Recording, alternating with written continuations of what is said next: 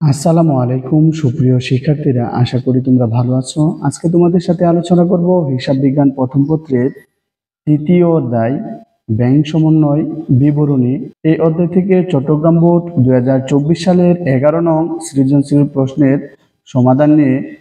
লক্ষ্য করো সুপ্রিয় শিক্ষার্থীরা, এখানে আমাদের উদ্দীপকটি বলা ছিল মুশফিক ট্রেডার্সের 31শে ডিসেম্বর 2023 তারিখে নগদান বই ও ব্যাংক বিবরণী সংক্রান্ত তথ্যগুলো নিম্নে দেয়া হলো। 1. নগদান বই অনুসারে ব্যাংক জমার উদ্বৃত্ত 90,000 টাকা এবং ব্যাংক বিবরণী অনুসারে ব্যাংক জমা 1,23,000 টাকা। এখানে আমাদের একটু লক্ষ্য করো, আমাদের এখানে দুইটি ব্যালেন্সই দেওয়া আছে। একটা হচ্ছে নগদান বই অনুসারে ব্যাংক জমার উদ্বৃত্ত, আরেকটা হচ্ছে ব্যাংক বিবরণী অনুসারে ব্যাংক জমার উদ্বৃত্ত। ঠিক আছে, নগদান বই অনুযায়ী ব্যাংক জমার উদ্বৃত্ত ছিল 90,000 টাকা এবং ব্যাংক বিবরণী অনুসারে ব্যাংক জমার উদ্বৃত্ত ছিল 1,23,000 টাকা। পরবর্তীতে 2 নম্বরে আমাদের বলা আছে ব্যাংক কর্তৃক বিনিয়োগের সুদ 30,000 টাকা এবং শেয়ারের লভ্যাংশ 10,000 টাকা আদায় হয়েছে, কিন্তু নগদান বইতে লেখা হয়নি।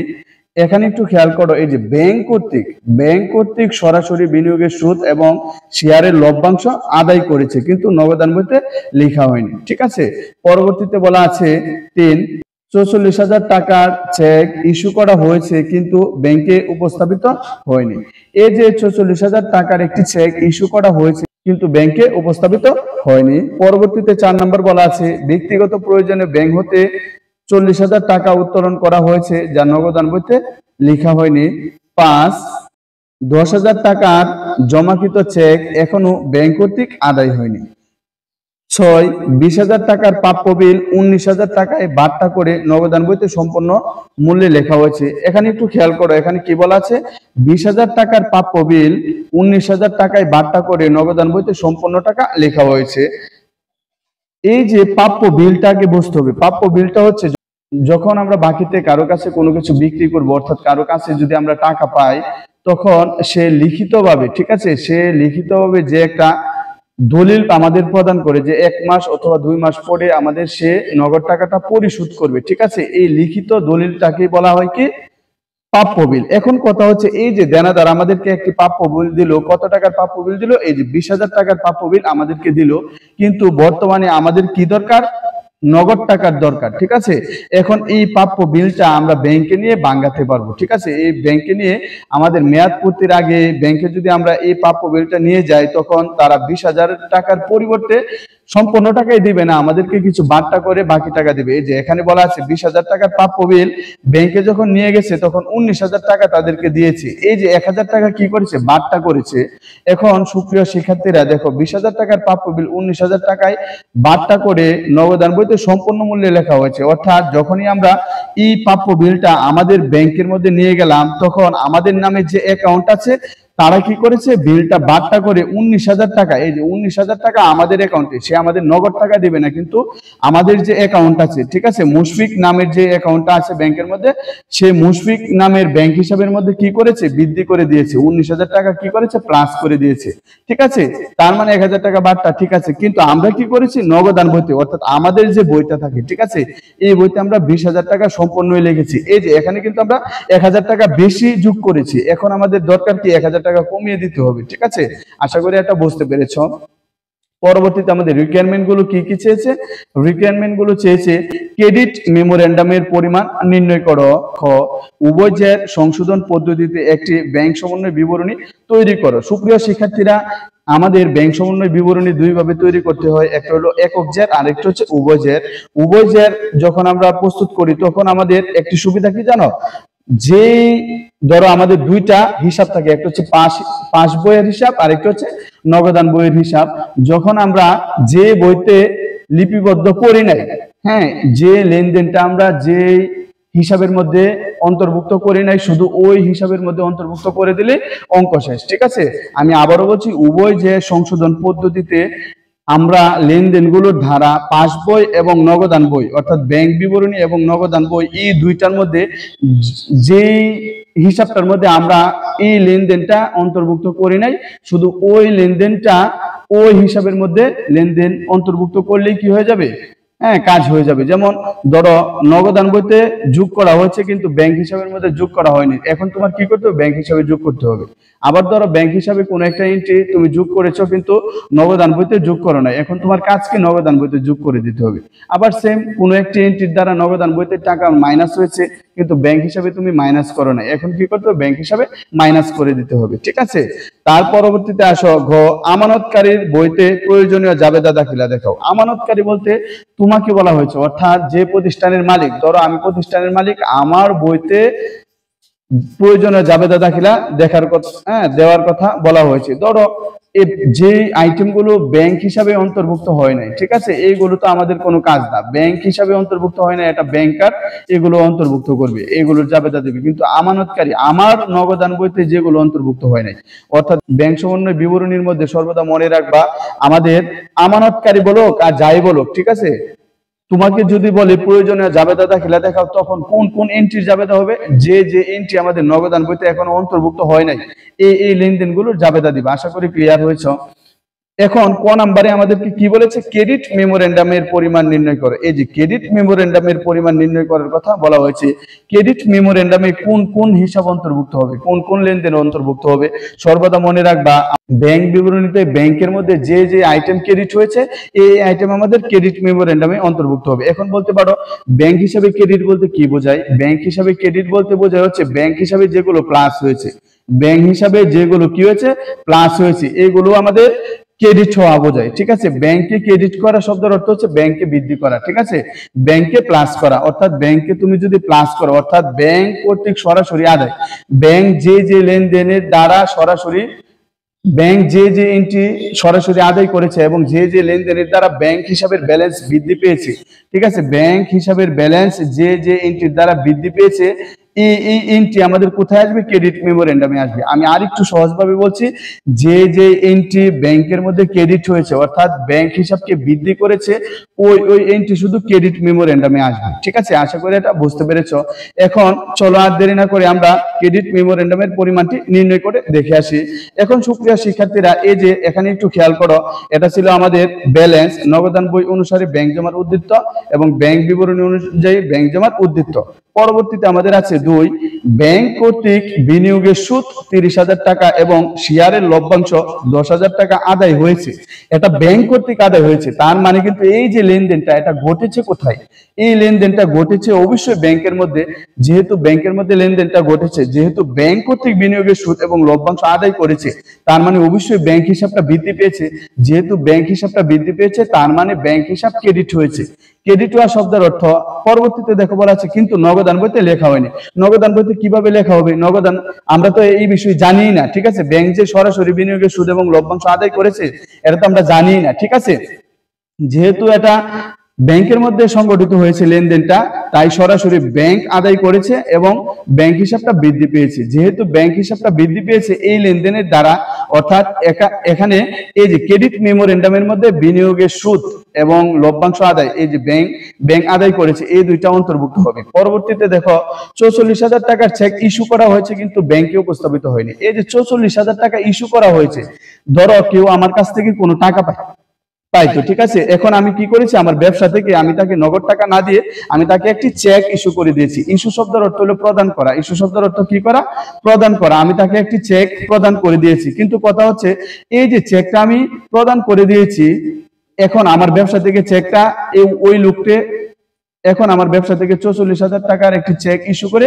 সাথে সাথে আমাদের নগদান বই থেকে 44,000 টাকা আমরা কি করেছি, মাইনাস করে দিয়েছি। কারণ হচ্ছে এই যে ইস্যু শব্দের অর্থ হলো প্রদান করা, যেহেতু আমি তাকে 44,000 টাকার চেক ইস্যু করে দিয়েছি, আমাদের নগদান বই থেকে আমরা 44,000 টাকা মাইনাস করে দিয়েছি, কিন্তু ব্যাংকে উপস্থাপিত হয়নি। ওই লোকটা যদি চেকটা ব্যাংকের মধ্যে নিয়ে যায়, তখন ব্যাংক দেখবে যে এটা মুশফিকের চেক, ঠিক আছে, তখন এই ব্যাংক আমার হয়ে কি করে দিবে, আমার অ্যাকাউন্ট থেকে টাকা মাইনাস করে ওই লোকটিকে টাকা দিয়ে দিবে, ঠিক আছে, ওই লোকটিকে কি টাকা দিয়ে দিবে। কিন্তু কথা হচ্ছে ব্যাংকে উপস্থাপিত তো হয়নি, হ্যাঁ, এই যে 44,000 টাকার চেক ইস্যু করেছে কিন্তু ব্যাংকে উপস্থাপিত হয়নি, তার মানে তো এটা দিয়ে দেওয়া, তার মানে এটা ব্যাংক কর্তৃক আদায় হয়নি। ঠিক আছে, এটা আমাদের ক্রেডিট মেমোরেন্ডামে আসবে না।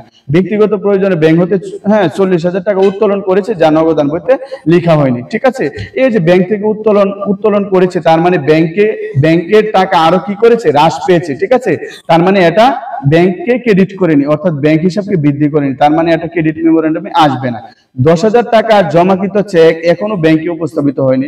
যখন আমি কোনো চেক ব্যাংকে জমা দিব তখন আমাদের নগদান বইতে আমরা কি করব, যোগ করে দিব। যেহেতু জমাকৃত চেক, একটা চেক আমি 10,000 টাকার চেক ব্যাংকে জমা দিয়েছি, এখন ব্যাংক এই চেকটা যদি জমা রাখে তখন কি করবে, ব্যাংক আমার যে হিসাব আছে ব্যাংকের মধ্যে এই হিসাবটাকে কি করে দিবে, আমার ব্যাংক হিসাবটাকে বৃদ্ধি করে দিবে। কিন্তু কথা হচ্ছে এই যে 10,000 টাকার জমাকৃত চেক এটা আমার নগদান বইতে আমি যোগ করেছি, কিন্তু ব্যাংক কর্তৃক এখনো আদায় হয়নি, ব্যাংক এখনো আদায় করেনি। ঠিক আছে, তার মানে তো এটা আমাদের ক্রেডিট হয়নি, ব্যাংক তো ক্রেডিট হয়নি। ঠিক আছে, যেহেতু ব্যাংক ক্রেডিট হয়নি অর্থাৎ ব্যাংক বৃদ্ধি পায়নি, তাহলে ক্রেডিট মেমোরেন্ডামে আসবে না।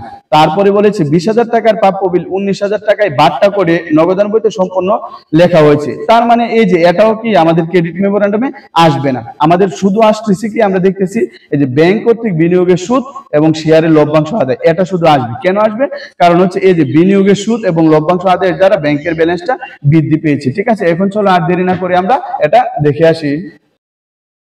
ক, ক্রেডিট মেমোরেন্ডামের পরিমাণ নির্ণয়। সুপ্রিয় শিক্ষার্থীরা, ক্রেডিট মেমোরেন্ডামের পরিমাণ নির্ণয় করলে আমরা একটা গড় লিখেছি বিবরণ টাকা টাকা, তুমি চাইলে গড় না লিখলেও লিখতে পারো, সমস্যা নেই। এই যে ব্যাংক কর্তৃক বিনিয়োগের সুদ এবং লভ্যাংশ আদায়, এটা তুমি লিখতে পারো দুইটা এন্ট্রি। ঠিক আছে, এটা 2 নাম্বার এন্ট্রি, তুমি লিখতে পারো ব্যাংক কর্তৃক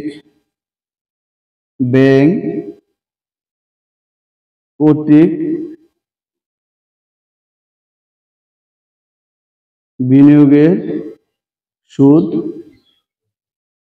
ব্যাংক কর্তৃক বিনিয়োগের সুদ আদায়, এই যে এটা হচ্ছে 2 নাম্বার লেনদেনের।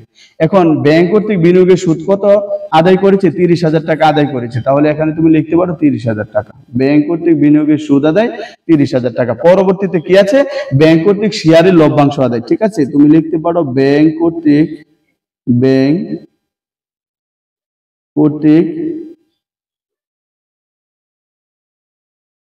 শেয়ারের লভ্যাংশ আদায়, এটা সেম 2 নাম্বার লেনদেনের। কত টাকা, 10,000 টাকা। ঠিক আছে, এই যে ব্যাংক কর্তৃক শেয়ারের লভ্যাংশ আদায় 10,000 টাকা, তাহলে কত দাঁড়াচ্ছে, 40,000 টাকা। ঠিক আছে, এটাই হচ্ছে আমাদের ক্রেডিট মেমোরেন্ডাম। আশা করি এটা বুঝতে পেরেছো। অর্থাৎ যে আইটেমের দ্বারা ব্যাংক হিসাব বৃদ্ধি পাবে, ঠিক আছে, ব্যাংকের গড়ে বৃদ্ধি পাবে, ওই আইটেমটাকে কি বলবে, ক্রেডিট মেমোরেন্ডামের অন্তর্ভুক্ত করতে হবে। অর্থাৎ ব্যাংক কর্তৃক যেগুলো সরাসরি আদায় করে, ঠিক আছে, ব্যাংক কর্তৃক সরাসরি আদায় করে, অর্থাৎ ব্যাংক হিসাব ক্রেডিট করে, ব্যাংক কি করে ক্রেডিট হয়। ঠিক আছে, যে আইটেমের দ্বারা ব্যাংক হিসাব ক্রেডিট হয় ওই আইটেমের দ্বারা আমাদের কি হয়, ক্রেডিট মেমোরেন্ডামের অন্তর্ভুক্ত করতে হয়। ঠিক আছে, অর্থাৎ ব্যাংক সরাসরি যেগুলো আদায় করে ওইগুলোই ক্রেডিট মেমোরেন্ডামের অংশ।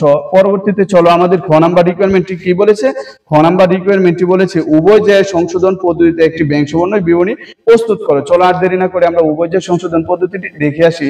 আমরা একটা ছক কেটে নিলাম। খ, মুশফিক ট্রেডার্সের ব্যাংক সমন্বয় বিবরণী উভয়ের পদ্ধতি, বিবরণ টাকা টাকা, বিবরণ টাকা টাকা।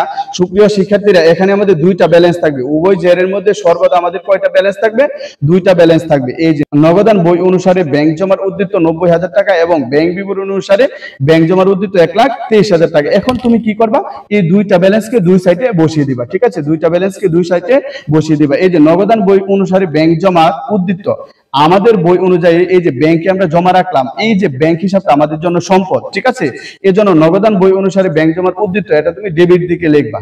এই আইটেমটা তুমি কোথায় লিখবা, ডেবিট দিকে লিখবা। তাহলে এখানে লিখতে পারো নগদান বই অনুযায়ী, নগদান বই অনুসারে ব্যাংক জমার উদ্বৃত্ত কত টাকা, 90,000 টাকা। তাহলে এটা তুমি 2 নম্বর গড়ের মধ্যে লিখলা, এই যে 90,000 টাকা। তারপরে আবার দেখো ব্যাংক বিবরণী অনুসারে ব্যাংক জমা কত, 1,23,000 টাকা। এখন একটু খেয়াল করো, ব্যাংক বিবরণী অনুযায়ী ব্যাংকে যদি আমার হিসাবটা, এই যে ব্যাংক হিসাবটা আমি ব্যাংকের মধ্যে টাকা জমা দিয়েছি। ঠিক আছে, এখন ব্যাংকের জন্য এটা কি দায় না, ব্যাংকের জন্য এটা দায়। ব্যাংকের জন্য এই যে আমার ব্যাংকের অ্যাকাউন্টটা এটা কিন্তু দায়, এই জন্য এটা ক্রেডিট দিকে লিখতে হবে। ব্যাংক বিবরণী অনুযায়ী ব্যাংক জমার উদ্বৃত্ত, তাহলে এটা তুমি ক্রেডিট দিকে লিখলা, এই যে ক্রেডিট দিকে লিখলা ব্যাংক বিবরণী অনুযায়ী ব্যাংক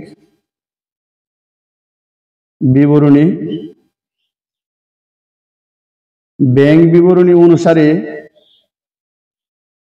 ব্যাংক জমার উদ্বৃত্ত কত টাকা? 1,23,000। এটাও তুমি 2 নাম্বার কলামের মধ্যে লিখলা 1,23,000 টাকা। এখন কিছু কিছু আইটেম তোমার কি করতে হবে? যোগ করতে হবে। কিছু কিছু আইটেম তোমার কি করতে হবে? যোগ করতে হবে এবং কিছু কিছু আইটেম তোমার কি করতে হবে? বিয়োগ করতে হবে। ঠিক আছে, তাহলে এই যে এখানে আমি লিখলাম এই যে যোগ। ঠিক আছে, এখানে আমি কি লিখলাম? এই যে যোগ। তারপরে আরেকটা আইটেম আমাদের কি করতে হবে? বিয়োগ করতে হবে। বিয়োগ, এখানে কি করতে হবে? বিয়োগ। প্রিয় শিক্ষার্থীরা একটা জিনিস খেয়াল করো, উভয়ের পদ্ধতির মধ্যে এই যে আমাদের দেখো নগদান বই অনুযায়ী ব্যাংক জমার উদ্বৃত্ত, ব্যাংক বই অনুযায়ী ব্যাংক জমার উদ্বৃত্ত, অর্থাৎ নগদ বই আছে, পাস বই আছে। যেই লেনদেনের মাধ্যমে যে হিসাবের মধ্যে অন্তর্ভুক্ত হয় নাই ওই হিসাবের মধ্যে শুধু অন্তর্ভুক্ত করতে হবে। ধরো যে হিসাবটা নগদে অন্তর্ভুক্ত হয়েছে কিন্তু পাস বই অন্তর্ভুক্ত হয় না, এখানে অন্তর্ভুক্ত করতে হবে। আর কোনোটা যদি পাস বই অন্তর্ভুক্ত হয় নগদান বইতে অন্তর্ভুক্ত হয় নাই, তাহলে এই যে নগদান বইতে অন্তর্ভুক্ত করতে হবে। উভয়ের পদ্ধতি সবচেয়ে সহজ। ঠিক আছে, এখন খেয়াল করো আমাদের লেনদেনগুলো একটু দেখে আসি। ব্যাংক কর্তৃক বিনিয়োগের সুদ 30,000 টাকা ও শেয়ারের লভ্যাংশ 10,000 টাকা আদায় কিন্তু নগদান বইতে লিপিবদ্ধ করা হয়নি। এখন একটু খেয়াল করো, ব্যাংক কর্তৃক যেহেতু বিনিয়োগের সুদ এবং লভ্যাংশ আদায় করেছে, তার মানে কি ব্যাংকের হিসাবটা বৃদ্ধি পেয়েছে। ঠিক আছে, ব্যাংকের মধ্যে বেশি আছে। এখন আমাদের কি করতে হবে? নগদান বইতে যেহেতু লেনদেনটা ব্যাংকের মধ্যে সংগঠিত হয়েছে, তার মানে আমরা তো নগদান বইয়ের যে মানুষ, আমরা যারা আমানতকারী আছি, আমরা তো এটা জানিই না, তাহলে আমাদের নগদান বইতে লিপিবদ্ধ করব কিভাবে? এখন যেহেতু আমরা জেনেছি, এখন আমাদের কি করতে হবে? যেহেতু বিনিয়োগের সুদ এবং লভ্যাংশ ব্যাংকে আদায় করেছে, তার মানে ব্যাংকে বৃদ্ধি পেয়েছে। এখন আমাদের কি করতে হবে? এখন আমাদের অবশ্যই নগদান বইতে বৃদ্ধি করতে হবে। তাহলে এই যে আমাদের নগদান বইয়ের এই যে হিসাবটা আছে, নগদান বই অনুযায়ী ব্যাংক জমার উদ্বৃত্ত, এই দিকে আমাদের যোগ আছে, যোগ মানে অ্যাড করতে হবে। ঠিক আছে, যেহেতু আমাদের বৃদ্ধি করতে হবে, তাহলে তুমি লিখতে পারো ব্যাংক কর্তৃক বিনিয়োগের সুদ আদায়। কি লিখতে পারো? ব্যাংক কর্তৃক বিনিয়োগের সুদ আদায়। 1 নাম্বার দিয়ে লিখতে পারো এই যে ব্যাংক কর্তৃক বিনিয়োগের সুদ আদায়। ব্যাংক কর্তৃক বিনিয়োগের সুদ আদায় কত টাকা? 30,000 টাকা। এটা তুমি প্রথম কলামে লিখতে পারো। তার পরবর্তীতে আছে ব্যাংক কর্তৃক শেয়ারের লভ্যাংশ আদায়। কি আছে? ব্যাংক কর্তৃক শেয়ারের লভ্যাংশ আদায়। 2 নম্বরে তুমি লিখতে পারো ব্যাংক কর্তৃক শেয়ারের লভ্যাংশ আদায়। এখন ব্যাংক কর্তৃক শেয়ারের লভ্যাংশ আদায় কত টাকা? এই যে 10,000 টাকা। ঠিক আছে, এই যে 10,000 টাকা। তার পরবর্তীতে আসো 3 নম্বরে আমাদের কি বলা আছে? এই যে 44,000 টাকার চেক ইস্যু করা হয়েছে। ইস্যু করা মানে এই যে আমাদের নগদান বই থেকে, অর্থাৎ আমরা ব্যবসা প্রতিষ্ঠান থেকে পাওনাদারকে একটি চেক দিয়ে দিয়েছি। চেক মানে হচ্ছে দিয়ে দেওয়া, ইস্যু করা। তার মানে এই যে আমাদের নগদান বই আছে, এই নগদান বই থেকে 44,000 টাকা আমরা মাইনাস করে দিয়েছি, কিন্তু ব্যাংকে উপস্থাপিত হয়নি। ব্যাংকে উপস্থাপিত হয়নি মানে এটা অবশ্যই ব্যাংকের মধ্যে যখন উপস্থাপিত হবে তখন কি করতে হবে? ব্যাংক থেকে মাইনাস করতে হবে। ঠিক আছে, এই যে দেখো আমাদের 44,000 টাকার চেক কিন্তু আমরা আমাদের বই থেকে মাইনাস করে দিয়েছি, যেহেতু আমরা চেক একটা ইস্যু করেছি, কিন্তু ব্যাংকে এটা উপস্থাপিত হয়নি। ব্যাংকে যেহেতু উপস্থাপিত হয়নি, এখন ব্যাংক থেকে তো অবশ্যই তারা মাইনাস করতে পারবে না। ঠিক আছে, এখন কি করতে হবে? যেহেতু আমাদের ব্যাংকের মধ্যে এটা অন্তর্ভুক্ত করা হয়নি, আমাদের নগদান বইতে কিন্তু অন্তর্ভুক্ত হয়েছে। অন্তর্ভুক্তটা হয় নাই কোথায়? উভয়ের পদ্ধতির মধ্যে সর্বদা তোমার খেয়াল করতে হবে অন্তর্ভুক্তটা হয়নি কোথায়। যে দিকে হয়নি ওই দিকে যেতে হবে। যেহেতু এটা ব্যাংকে উপস্থাপিত হয়নি, তার মানে এই যে ব্যাংকের হিসাবের মধ্যে তোমার আসতে হবে, অর্থাৎ ক্রেডিট দিকে আসতে হবে। আসলাম, এখন কথা হচ্ছে এটা কি যোগ হবে না বিয়োগ হবে? দেখো চেক ইস্যু করা, ইস্যু মানেই তো দিয়ে দেওয়া, এটা অবশ্যই মাইনাসের কাজ। এটা অবশ্যই কি কাজ? মাইনাসের কাজ। ঠিক আছে, অবশ্যই তাহলে তোমার মাইনাসের দিকে এটা লিখতে হবে। ঠিক আছে, তাহলে তুমি লিখতে পারো ইস্যুকৃত চেক, এই যে ইস্যুকৃত চেক ব্যাংকে উপস্থাপিত হয়নি, এটা ব্যাংকের দিকে লিখবা, কিন্তু এটা বিয়োগের গড়। ঠিক আছে, কেন বিয়োগের গড়? কারণ এটা ইস্যুর কাজ। তাহলে তুমি লিখতে পারো ইস্যুকৃত চেক, এই যে ইস্যুকৃত চেক, ইস্যুকৃত চেক, ইস্যুকৃত চেক ব্যাংকে উপস্থাপিত হয়নি, উপস্থাপিত হয়। ইস্যুকৃত চেক ব্যাংকে উপস্থাপিত হয়নি কত টাকা? 44,000 টাকা। তার পরবর্তীতে আসো বলা আছে ব্যক্তিগত প্রয়োজনে ব্যাংক হতে 40,000 টাকা উত্তোলন যা নগদান বইতে লেখা হয়নি। এখন সুপ্রিয় শিক্ষার্থীরা খেয়াল করো, এই যে ব্যক্তিগত কোনো প্রয়োজনে ব্যাংক হতে উত্তোলন করেছো, তার মানে কি এই যে ব্যাংক হতে কি কমে গেছে, ঠিক আছে, যেহেতু ব্যাংক থেকে তুমি উত্তোলন করেছো তার মানে কি এটা ব্যাংক থেকে কমে গেছে, অর্থাৎ এটা কিন্তু ব্যাংক হিসাবের মধ্যে অন্তর্ভুক্ত হয়েছে। হয়নি কোথায়? নগদান বই অন্তর্ভুক্ত হয় না। এখন তোমার নগদের দিকে আসতে হবে, এই যে নগদ দিকে আসলাম, আসার পরে তুমি দেখো এখন এই যে ব্যাংকের মধ্যে কি এই লেনদেনের দ্বারা ব্যাংকের মধ্যে কি বৃদ্ধি পেয়েছিল নাকি হ্রাস পেয়েছিল? এই যে ব্যক্তিগত প্রয়োজনে ব্যাংক হতে 40,000 টাকা উত্তোলন, যা নগদান বইতে লেখা হয়নি। এই যে এর মানে উত্তোলনের মাধ্যমে ব্যাংক হিসাবকে হ্রাস করেছিল, যেহেতু মাইনাস করেছিল অর্থাৎ হ্রাস করেছিল, এখন নগদান বই কেউ কি করতে হবে? হ্রাস করতে হবে। তাহলে তুমি এখন নগদান বইয়ের দিকে আসবা এবং তুমি লিখতে হবে হচ্ছে ব্যাংক হতে ব্যক্তিগত প্রয়োজনে উত্তোলন। এটা কোথায় লিখবা? নগদের দিকে বিয়োগের ঘর। কেন? কারণ এই লেনদেনের মাধ্যমে ব্যাংকের টাকা হ্রাস পেয়েছিল। তাহলে এটা লিখতে পারো ব্যক্তিগত প্রয়োজনে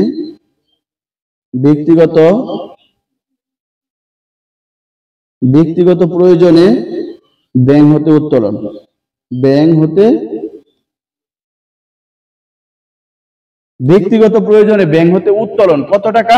40,000 টাকা। এই যে 40,000 টাকা, ঠিক আছে, এই যে 40,000 টাকা। পরবর্তীতে কি আছে?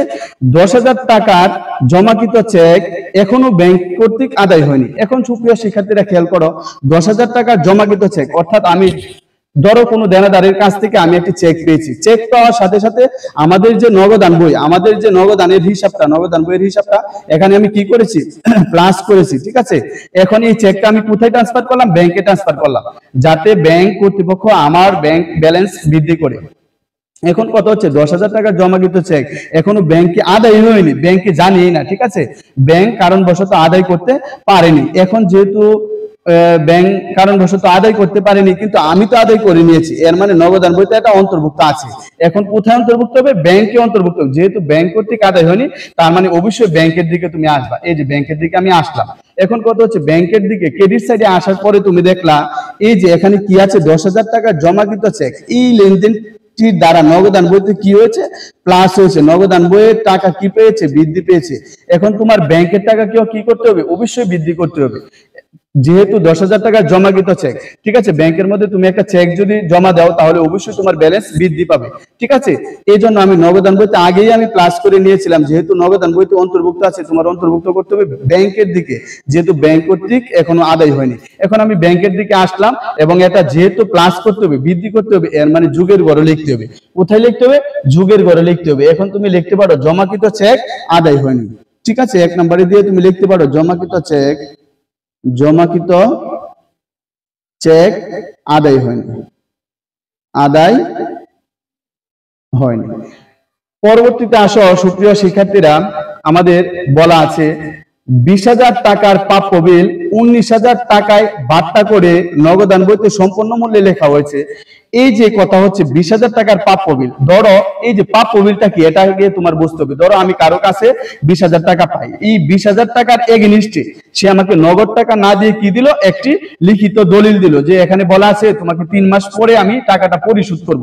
এটা লিখিতভাবে স্টেমের মধ্যে কি আছে? একটি দলিল আকারে আছে। এখন এই যে 20,000 টাকার প্রাপ্য বিল, ঠিক আছে, 20,000 টাকার প্রাপ্য বিল 19,000 টাকায় বাট্টা করে নগদান বইতে সম্পূর্ণ মূল্যে লেখা হয়েছে। তার মানে হচ্ছে আমি ধরো একটা লোকের কাছে 20,000 টাকা পাই, এখন সে কি করেছে? আমাকে লিখিতভাবে একটি বিল দিয়েছে, ঠিক আছে, লিখিতভাবে বিল দিয়েছে, ধরো 2 মাস পরে সে আমার টাকাটা পরিশোধ করবে, কিন্তু আমার 15 দিন পরে ধরো আমার টাকার দরকার হয়েছে। এখন আমি কি করব? এই 20,000 টাকার বিলটা আমি ব্যাংক থেকে ভাঙিয়ে নিতে পারবো। এখন আমি কি করেছি? এই 20,000 টাকার বিল আমি আমার যে ব্যাংক অ্যাকাউন্ট, যে ব্যাংকের মধ্যে খোলা আছে, এই ব্যাংকের মধ্যে নিলাম। এখন ওই ব্যাংক আমাকে কি করলো? আমাকে 19,000 টাকা নগদ টাকা না দিয়ে সে আমার যে ব্যালেন্স আছে, ঠিক আছে, এই যে ওই ব্যাংকের মধ্যে আমার মুশফিক নামের একটি অ্যাকাউন্ট আছে, ঠিক আছে। এখন আমার এই যে ব্যাংক অ্যাকাউন্টের মধ্যে সে কি করেছে? 19,000 টাকা, এই যে 19,000 টাকা যোগ করে নিয়েছে। ব্যাংক কি করেছে? যোগ করে নিয়েছে। কত টাকা? 19,000 টাকা, 19,000 টাকা, ঠিক আছে। কারণ 20,000 টাকার প্রাপ্য বিল 19,000 টাকায় বাট্টা করেছি। কারণ হচ্ছে তোমার এই যে প্রাপ্য বিলটা আছে, এটা তোমার 20,000 টাকার বিল ছিল, সে আমাকে সম্পূর্ণ 20,000 টাকা দিবে না, কোনো ব্যাংকে দিবে না। প্রাপ্য বিল তুমি ভাঙাতে গেলে অবশ্যই বাট্টা খরচ লাগবে ব্যাংক, ঠিক আছে। এই যে বাট্টা খরচটা কি হবে? অবশ্যই লাগবে। 20,000 টাকার প্রাপ্য বিল আমাকে তারা আমার অ্যাকাউন্টে তারা কত যোগ করেছে? 19,000 টাকা যোগ করেছে। এর মানে হচ্ছে 1,000 টাকা আমার বাট্টা হয়েছে, ঠিক আছে? বাট্টা খরচ কত? 1,000 টাকা। তার মানে ব্যাংকে কিন্তু সঠিকভাবে অন্তর্ভুক্ত করেছে। 20,000 টাকার প্রাপ্য বিল 19,000 টাকা বাট্টা করে নগদান বইতে সম্পূর্ণ লেখা হয়েছে। তার মানে কি ব্যাংকের মধ্যে তারা কি লিখেছে? 19,000 টাকাই আমার অ্যাকাউন্টের মধ্যে বৃদ্ধি করেছে, কিন্তু নগদান বইতে সম্পূর্ণ মূল্যে লেখা হয়েছে। এই যে আমার যে বইটা আছে, আমি যেখানে হিসাব করি ব্যবসায়ের মধ্যে, আমি যেখানে হিসাব রাখি, এখানে আমি কি করেছি বলে এই যে 20,000 টাকার বিলটা কিন্তু আমি 19,000 বাট্টা করেছি, ঠিক আছে? 19,000 টাকায় বাট্টা করেছি। এর মানে আমি 20,000 টাকাই আমি অন্তর্ভুক্ত করেছি। আমাদের নগদান বইতে আমি কত অন্তর্ভুক্ত করেছি? 20,000 টাকা অন্তর্ভুক্ত করেছি। এর মানে দেখো ব্যাংকে কিন্তু ঠিক করেছে, 20,000 টাকার বিলটা 19,000 ব্যাংকে প্লাস করেছে, কিন্তু আমার করার কথা ছিল কত? 19,000 টাকাই করার কথা ছিল, কিন্তু আমি ভুলে কত করেছি? 20,000 টাকা করেছি। এর মানে আমি 1,000 টাকা কি করেছি? বেশি করেছি। কোথায় ভুলটা করেছি? অবশ্যই নগদান বইতে ভুল করেছি। এখন আমার অবশ্যই নগদান বইয়ের দিকে আসতে হবে। এই যে দেখো নগদান বইয়ের দিকে আসলাম, নগদান বইয়ের দিকে এসে দেখলাম আমি কত টাকা ভুল করেছি? 1,000 টাকা ভুল করেছি, অর্থাৎ 1,000 টাকা আমি বেশি অন্তর্ভুক্ত করেছি। আমার এই যে ব্যাংক হিসাব, অর্থাৎ এই যে প্রাপ্য বিলটা ব্যাংকে জমা দেওয়ার সাথে সাথে সে বাট্টা করে 19,000 টাকা প্লাস করে দিয়েছে, কিন্তু আমার দরকার ছিল কত প্লাস করা? 19,000 টাকা প্লাস করা আমার বইতে, কিন্তু আমি করেছি কত? সম্পূর্ণ মূল্য, অর্থাৎ 20,000 টাকাই আমি প্লাস করে নিয়েছি। এই যে বাট্টাটা আমি কি করে নাই? অন্তর্ভুক্ত করে নাই, ঠিক আছে? আমি 20,000 টাকাই প্লাস করে নিয়েছি। এখন আমার কি দরকার? এটা যদি ঠিক করতে চাই তাহলে অবশ্যই নগদান বইয়ের দিকে আসতে হবে, এবং নগদান বই থেকে এই যে 1,000 টাকা আমি বেশি লিখেছি, 1,000 টাকা আমার মাইনাস করে দিতে হবে। আশা করি এটা তোমরা বুঝতে পেরেছো, কারণ বেশি লিখেছি কত টাকা? 1,000 টাকা, এই জন্য 1,000 টাকা তোমার মাইনাস করে দিতে হবে। এখন কি লিখতে পারো? প্রাপ্য বিলের বাট্টাকরণ খরচ, ঠিক আছে? অথবা বাট্টা খরচ, তুমি যা ইচ্ছা তাই লিখবা। নগদের দিকে আসলাম, যেহেতু আমরা কি করেছি? বেশি লিখেছি, এর জন্য তুমি লিখতে পারো প্রাপ্য বিলের বাট্টা খরচ। প্রাপ্য বিলের বাট্টা খরচ কত টাকা? 1,000 টাকা। কত টাকা? 1,000 টাকা। এখন সুপ্রিয় শিক্ষার্থীরা একটু খেয়াল করো, আমাদের আর কোনো এন্ট্রি নেই। এখন কি করবা? এই যে যোগ করবা, ঠিক আছে? এই যে 90,000 টাকার সাথে তুমি যোগের আইটেমটা আগে যোগ করে নাও। 30,000 আর হচ্ছে 10,000, কত থাকলো? 40,000 টাকা থাকলো, ঠিক আছে? এই যে 40,000 টাকা থাকলো। এখন 90,000 আর হচ্ছে 40,000 টাকা, তাহলে কত দাঁড়াচ্ছে? 1,30,000 টাকা। 1,30,000 টাকা, এটা হচ্ছে তোমার যুগের ব্যালেন্স। এটা কি? যুগের ব্যালেন্স। তারপরে আসো এই যে বিয়োগের ব্যালেন্স কত? 40,000 টাকা আর হচ্ছে 1,000 টাকা, তাহলে 41,000 টাকা। তাহলে এই যে 41,000 টাকা তোমার মাইনাসের টাকা, ঠিক আছে? এখন 1,30,000 টাকা থেকে 40,000 টাকা যদি চলে যায়, তাহলে থাকতেছে কত? এই যে 1,30,000 টাকা থেকে 41,000 টাকা চলে গেলে তোমার থাকতেছে হচ্ছে 89,000 টাকা। কত থাকতেছে? 89,000 টাকা, ঠিক আছে? লিখলাম 89,000 টাকা। এখন তোমার ক্রেডিট দিকে আসো, ঠিক আছে? অর্থাৎ এই যে ব্যাংক বিবরণীর হিসাবটা করো।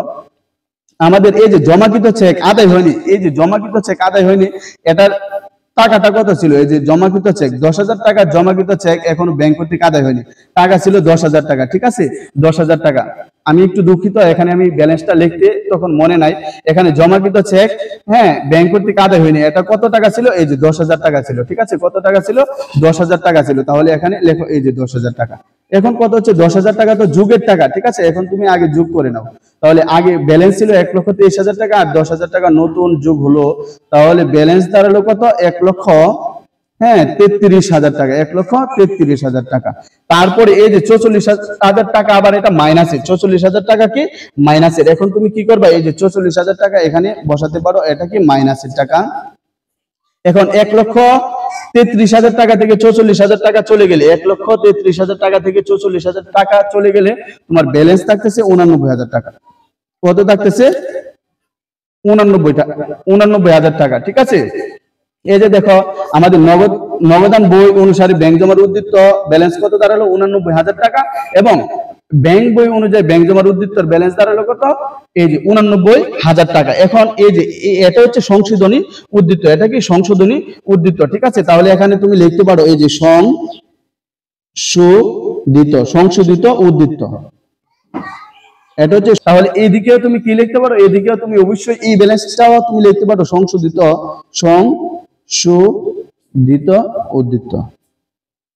ঠিক আছে সুপ্রিয় শিক্ষার্থীরা, আশা করি তোমরা এই উভয়ের ব্যাংক সমন্বয় বিবরণীর উভয়ের পদ্ধতিটা বুঝতে পেরেছো। পরবর্তী রিকোয়ারমেন্ট আমাদের গ নাম্বারে কি বলেছে, বলেছে আমানতকারীর বইতে প্রয়োজনীয় জাবেদা দাখিলা দাও। এই যে আমানতকারীর বইতে মানে হচ্ছে আমাদের যে হিসাবটা করি, আমাদের ব্যবসা প্রতিষ্ঠানে যে হিসাবটা করি নগদান বইতে, এই নগদান বইতে হিসাবটা করার কথা বলা হয়েছে।